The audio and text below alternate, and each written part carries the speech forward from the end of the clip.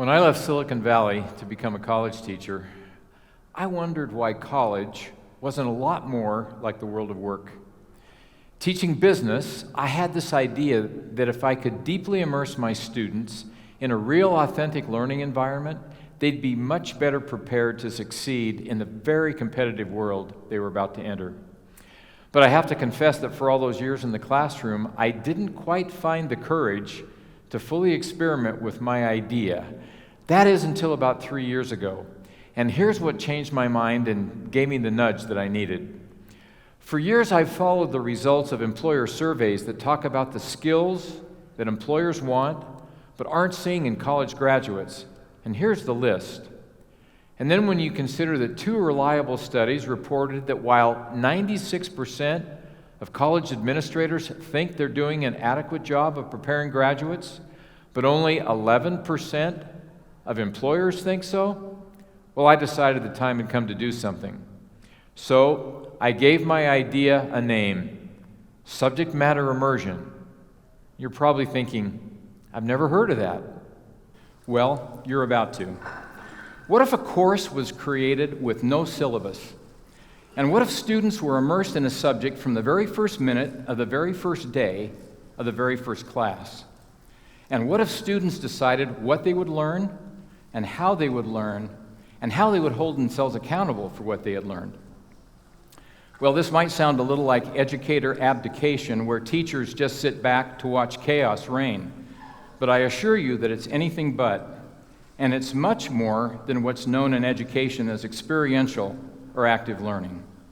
So I want to share with you the how and the why of subject matter immersion and why I think this really matters. In the beginning, this was just a hypothesis, but it's not anymore. This really works, and we have the data that shows that it really works. So I'm anxious to talk about the remarkable things we see happening with our students and our teachers, and some of the challenges too. So subject matter immersion goes something like this. On the very first day of an accounting course, your teacher says, "Welcome to your life as the accounting department for the Legacy Cookie Company. The company's been a little short of accounting help these last few months, and we've tried to gather receipts and bank statements and some other important documents. We've got them right here. Your first task is to create last quarter's financial statements." So the students dive in, maybe a little terrified at first, but within a few days, they've developed a deep understanding of financial statements, what they are, what they look like, how they work, and why they're important. And all semester long, students learn accounting by doing and being immersed in accounting, acting as accountants for the Legacy Cookie Company. Or imagine day 1 of a leadership course. There's no textbook, there's no syllabus, and no assignments yet. And you're told, welcome to your life as leaders. What you will learn about leadership in this course is up to you. But more importantly, what you become as a leader depends on you. You'll decide what you'll learn and how you'll learn it. You'll determine how you'll demonstrate mastery of the discipline of leadership. And you'll set the standards for how you'll earn a grade in the course. So what will it take for you to fully immerse yourselves in the topic and truly become leaders? And just like that, 30 or more students are on their feet. They're talking, they're making notes on a whiteboard, and they're designing what they will experience, how they will experience it, what they will do, what they will become, and how they will hold themselves accountable. And they set the bar very high. In this course, students do leadership through projects like producing a podcast on leadership, or creating campus events, or teaching students at a local elementary school about leadership. But their becoming leaders happens as they assume roles they never thought they were capable of, leading a team, or groups of teams, or maybe even the entire class in a specific task. And you could be thinking, okay, accounting and leadership, I get that, but what about English? Yeah, we're doing this with an English course, too. And sure, they learn about grammar and mechanics and thesis statements, but rather than the usual syllabus review on day 1, the process is the same. We take them out of their comfort zone and we ask them to create an experience where they seek answers to and write about questions of deep significance to them. It might be a shy student who wonders how his field of study adds value to society, or a young woman exploring the cultural factors affecting her generation's fears about marriage and relationships. But because this matters to them, they're more motivated, they're highly engaged, much better writers, and excited learners who embrace the opportunity to become, as Sal Khan described it in a 2015 TED Talk, agents of their own learning. And I love that description. And this is happening in our information technology, digital marketing, paralegal studies, and health professions courses too. Now, what the students experience varies by discipline, but the common thread of our learning and teaching framework is that students take responsibility for their learning as they determine how to deeply immerse themselves in a subject. And you might wonder, well, how do you make sure that students don't wander off the path of developing important skills? Well, I'm glad you asked. The expected course outcomes are very, very specific. They're very well defined and made very clear to the students, and they are the anchors. And everything that a student created must satisfy those outcomes. Now, you can imagine that most students aren't expecting a learning environment like the ones I've just described, and honestly, some are more than a little resistant at first. I mean, they want a syllabus and the details of exactly what to do because it's a lot easier, and it's all they've ever known. And taking responsibility for their learning is an all-new experience for them. I mean, hasn't learning for many of us become a matter of doing a Google search or asking Alexa?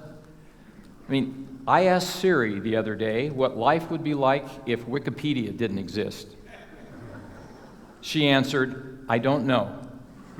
I don't see anything about that on Wikipedia." Well, we believe it's vital for our students to become agile learners. And by that, I mean the ability to take experiences and lessons learned from one environment and apply them to new and different and challenging ones.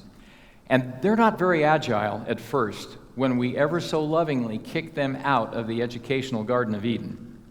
But we have found that once students embrace and experience subject matter immersion, they don't want to learn in any other way. And that's when we see this remarkable transformation as their self-confidence soars, as they discover the potential deep within them, and they truly do become agents of their own learning. It's not unusual for a student to stop me on campus or send me an email and tell me about their experiences and how it's changing them. Not long ago, a student said, "I love this because I own this." Zoe said, "This class has made me want to be better prepared for whatever might come my way. It's helped me see that I am so much more than how I see myself." Jacob said, "My self-worth and self-esteem have risen to new levels, and now I know I can accomplish anything." Finally, David, a student in a leadership course, said, "In this class, I'm an actor and not an object. And in my next class, I'm only an object, and I can hardly stand it." Well, this really describes the power and the impact of subject matter immersion, and the challenge, too, of a campus-wide implementation. But students aren't the only ones that face some uncertainty with this. There are growing pains for teachers, too, as they pull back from their traditional role and assume a new one that really stretches and challenges them. I mean, they want the comfort and security of syllabi and structure, too, just like the students. And designing a course with so much white space and handing control of the classroom over to the students takes courage and a very healthy dose of professional humility. I mean, it's a major paradigm shift for that professor who's invested in those carefully crafted lectures and dazzling PowerPoint presentations. I mean, a change like this is hard work. It's really hard. And maybe that's why I didn't fully experiment those years ago. But as faculty have embraced this, they're energized and excited, and they grow just as much as the students. One said, "Without a syllabus to hide behind, it's much easier for me to be in tune with the students. And Leslie Robbins, the faculty member who pioneered this effort with me, said, "I thought I was a really good teacher, but through this experience I realized I had not yet done my best teaching." Well, we've not fully implemented this in every course, but it is a top priority, and we expect full implementation by fall of 2019. But I want to be clear, for us this isn't just some program, but this is a principle-based pattern for changing everything that happens in our classrooms. So, why would we care so much about all of this? Well, remember that gap between what employers expect and what colleges are really delivering? That's why. A 2018 study by the American Association of Colleges and Universities asked hiring managers what they think about graduates' preparedness in important workplace qualities. 87% of the more than 500 managers surveyed said that the ability to apply knowledge and skills to the real world was the most important quality, and that's intellectual agility. But they also said that only 39% of the graduates were prepared to do this. Now, that gap is shocking to me. But as students are immersed in a subject and they become agents of their own learning, they develop this important quality, the ability to apply knowledge and skills, and the gap will close for them. One executive introduced to our model said, "A new employee with this kind of real-life experience means less training is required, more immediate productivity, and would give any employer a distinct advantage in the marketplace. Plain and simple." According to career expert Allison Doyle, someone starting a career today will change jobs 10 to 15 times during their working life. And it's highly likely that many of those jobs will be in industries that haven't even been created yet.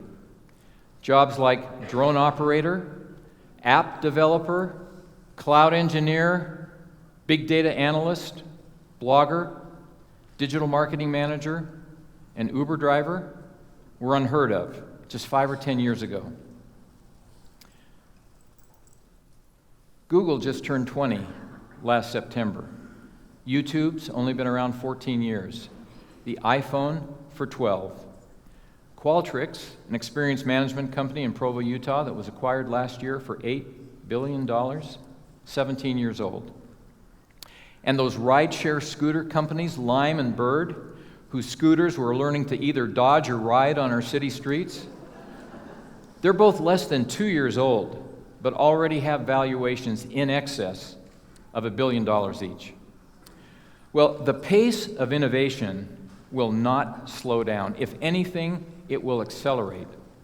And as the leader of an institution of higher education, I come to work every day thinking about the world that awaits this amazing generation of young people and what we must do to make sure that they're ready and prepared, and that being agile learners becomes part of their DNA. And with all the twists and the pivots that this and future generations will encounter, only someone who has mastered personal and professional agility will survive and thrive. And because the world of work is so dynamic and ever-changing, my firm belief is that higher education must change too, dramatically. I mean, think about the first day of a new job. Compare that with the first day of many college courses you may have taken. That new job doesn't come with a textbook or a syllabus or a reading and an assignment list. And you're not given a quiz every day when you come to work just to make sure that you're done your homework. No, you're much more likely to be handed that box full of receipts on day one with the expectation that you'll know exactly what to do with it, right? And this happened to one of our students. So with all of this, if we really want our students to be agile and ready and prepared, why wouldn't we do everything possible to mirror the world that awaits them and truly immerse them in real-life learning experiences?